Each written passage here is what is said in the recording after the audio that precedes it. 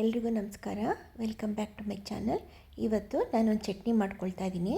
ಅದನ್ನು ಬದನೆಕಾಯಿ, ಟೊಮೊಟೊನು, ಈರುಳ್ಳಿ ಹಾಕ್ಬಿಟ್ಟು ಹುರಿದ್ಬಿಟ್ಟು ಮಾಡುವಂಥ ಒಂದು ಚಟ್ನಿ ಇದು.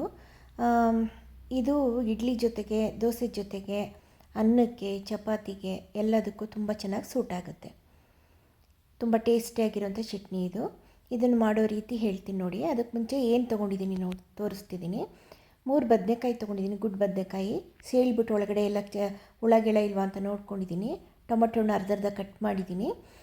4 ಟೊಮೊಟೊನ ತೊಗೊಂಡಿದ್ದೀನಿ. 2 ಈರುಳ್ಳಿ ಸಣ್ಣದಾಗಿ ಕಟ್ ಮಾಡ್ಕೊಂಡಿದ್ದೀನಿ. ಬೆಳ್ಳುಳ್ಳಿ, ಬೆಲ್ಲ, 1 ನಿಂಬೆಹಣ್ಣು ಗಾತ್ರದ ಬೆಲ್ಲ, ನಿಂಬೆಹಣ್ಣು ಗಾತ್ರದ ಹುಣಸೆಹಣ್ಣು, 2 ಥರ ಮೆಣಸಿನ್ಕಾಯಿ, ಕೆಂಪು ಮೆಣಸಿನ್ಕಾಯಿ, ಹಸಿರು ಮೆಣಸಿನ್ಕಾಯಿ, ಕೊತ್ತಂಬರಿ ಸೊಪ್ಪು, ಸ್ವಲ್ಪ ಜೀರಿಗೆ, ಉಪ್ಪು, ಇದಿಷ್ಟು ತೊಗೊಂಡಿದ್ದೀನಿ. ಫಸ್ಟು ಬಾಣಲಿಗೆ ಎಣ್ಣೆ ಹಾಕಿಬಿಟ್ಟು ಅದು ಕಾಯ್ದ ಮೇಲೆ ನಾವು ಈ ಬದನೆಕಾಯಿ, ಟೊಮೊಟೊನು, ಈರುಳ್ಳಿ ಎಲ್ಲನೂ ಬೇಯಕ್ಕಿಟ್ಕೊಳ್ಳೋಣ. ಇದು ಯಾಕೆ ಕಟ್ ಮಾಡ್ಕೊಂಡಿದ್ದೀನಿ ಅಂತಂದರೆ ಈಸಿಯಾಗಿ ಬೇಯುತ್ತೆ. ಪ್ಲಸ್ ಎಲ್ಲದಕ್ಕಿಂತ ಮುಂಚೆ ಅದರೊಳಗಡೆ ಹುಳಗಿಳ ಇದೆಯಾ ಅಂತ ನೋಡ್ಕೋಬೇಕು. ಅದಕ್ಕೋಸ್ಕರ ಅದು ಕಟ್ ಮಾಡ್ಕೊಂಡಿದ್ದೀನಿ. ಈವನ್ ಟೊಮೊಟೊ ಕೂಡ ಮೇಲೆ ಕೆಂಪಗಿದ್ರು ಒಂದೊಂದು ಸಲ ಒಳಗಡೆ ಎಲ್ಲ ಹುಳ ಇರುತ್ತೆ, ಒಂದೊಂದು ಸಲ ಹಳಸೋಗಿರುತ್ತೆ ಟೊಮೊಟೊನು. ಅದರಿಂದ ಅದನ್ನು ಯಾವುದಕ್ಕೆ ಉಪಯೋಗಿಸಿದ್ರು ಅದನ್ನು ಕಟ್ ಮಾಡಿ ಒಂದು ಸಲ ನೋಡಿಬಿಟ್ಟೆ ಉಪಯೋಗಿಸ್ಬೇಕು. ಈಗ ನೋಡಿ, ಬೆಳ್ಳುಳ್ಳಿನೂ ಹಾಕ್ಕೊಂಡೆ, ಈರುಳ್ಳಿನೂ ಹಾಕ್ಕೊಂಡೆ. ಇವಾಗ ಅದಕ್ಕೆ ಒಂದು ಲಿಡ್ ಮುಚ್ಚಿಬಿಟ್ಟು ಒಂದು 5 ನಿಮಿಷ ಬೇಯಕ್ಕೆ ಬಿಡೋಣ.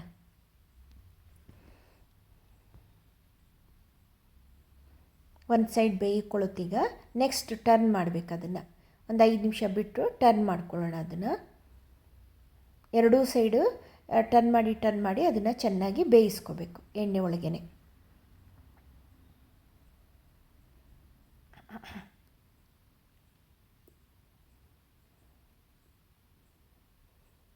ಬದನೆಕಾಯಿ ಮತ್ತು ಟೊಮೊಟೊನು ಚೆನ್ನಾಗಿ ಬೇಯ್ಕೋಬೇಕು. ಈರುಳ್ಳಿ ಏನು ಸಣ್ಣ ಕಟ್ ಮಾಡಿರೋದ್ರಿಂದ ಅದೇನು ಹಾಗೆ ಬೇಯ್ಕೊಳ್ಳುತ್ತೆ, ಅದ್ರದ್ದೇನು ತೊಂದರೆ ಇಲ್ಲ.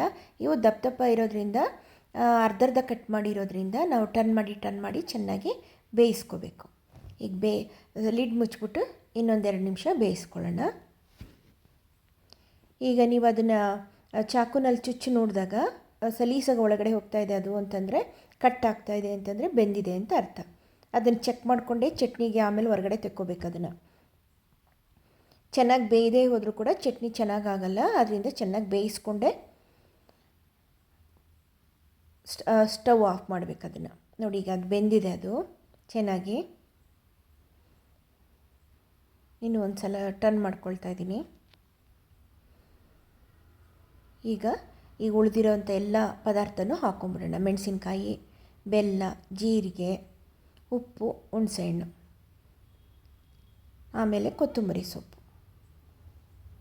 ಅದನ್ನು ಕೂಡ ಚೆನ್ನಾಗಿ ಬಾಡಿಸ್ಕೊಂಬಿಡೋಣ.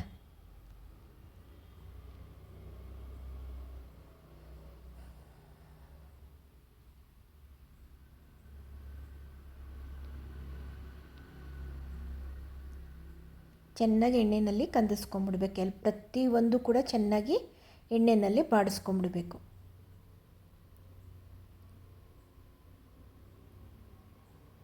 ಈಗ ಟೊಮೊಟೊಂದು ಮೇಲ್ಗಡೆದು ಸಿಪ್ಪೆ ಇದೆಯಲ್ಲ, ಸ್ಕಿನ್, ಅದನ್ನು ತೆಕ್ಕೊಳ್ತಾ ಇದ್ದೀನಿ.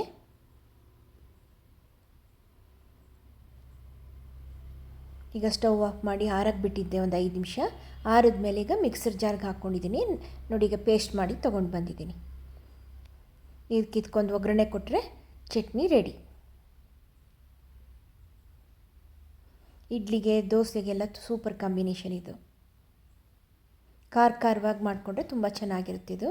ನೋಡಿ, ಈಗ ಅದಕ್ಕೆ ಎಣ್ಣೆ ಹಾಕಿ ಸಾಸಿವೆ, ಉದ್ದಿನಬೇಳೆ, ಒಣಮೆಣಸಿನ್ಕಾಯಿ, ಇಂಗು ಇದಿಷ್ಟು ಹಾಕಿ ಒಗ್ಗರಣೆ ಹಾಕಿದ್ದೀನಿ.